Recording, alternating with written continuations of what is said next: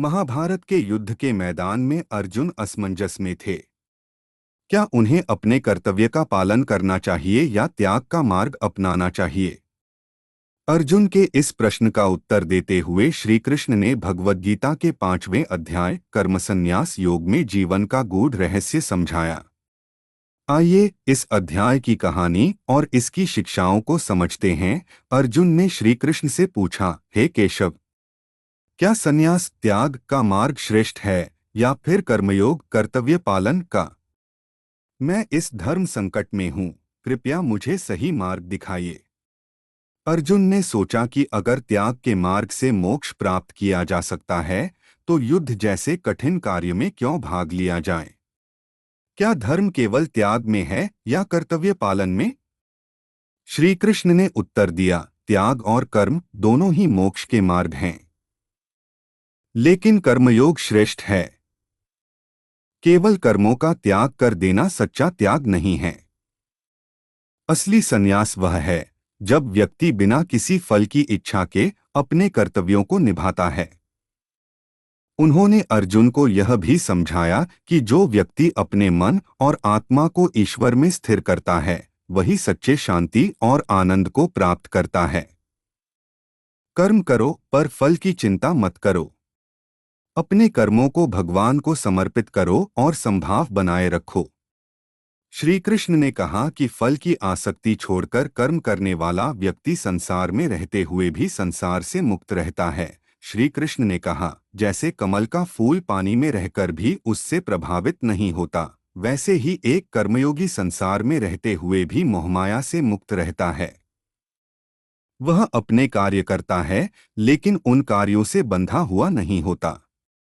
जो व्यक्ति हर कर्म को ईश्वर को अर्पित करता है वह जीवन में सच्चा सुख प्राप्त करता है। श्री कृष्ण का यह उदाहरण जीवन के हर क्षेत्र में महत्वपूर्ण है।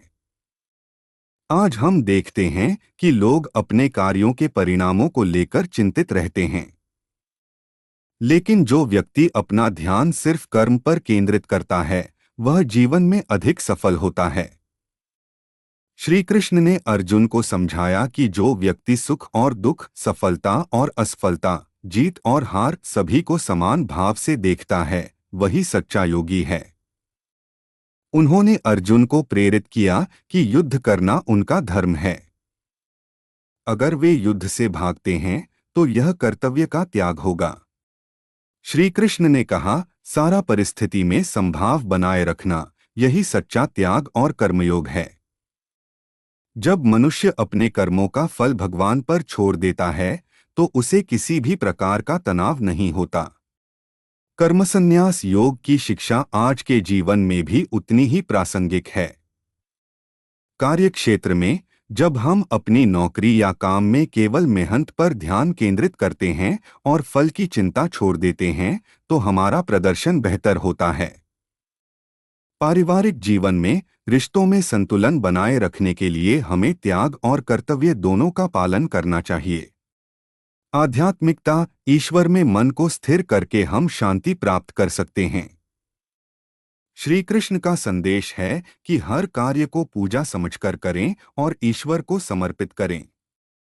फल की चिंता किए बिना कर्म करना हमें सच्ची खुशी देता है। श्री कृष्ण ने अर्जुन से कहा, तुम्हारा धर्म है कर्म करना। अपने कर्तव्यों को निभाते हुए फल की चिंता छोड़ दो। यही कर्म संन्यास योग है। अर्जुन ने यह समझ लिया कि त्याग का अर्थ अपने कर्तव्यों से भागना नहीं है, बल्कि अपने मन को ईश्वर में स्थिर रखना और मोहमाया से मुक्त रहना है। दोस्तों, गीता का यह संदेश हमें सिखाता है कि जीवन में कर्म करना सबसे महत्वपूर्ण है, लेकिन हमें परिणाम की चिंता नहीं करनी चाहिए। यह ज्ञान हमें तनाव मुक्त और सफल जीवन जीने की प्रेरणा देता है। अगर आपको यह कथा और इसकी शिक्षा प्रेरणादायक लगी हो तो हमारे चैनल को सब्सक्राइब करें। इस वीडियो को लाइक और शेयर करें ताकि गीता का यह ज्ञान हर किसी तक पहुंच सके। धन्यवाद।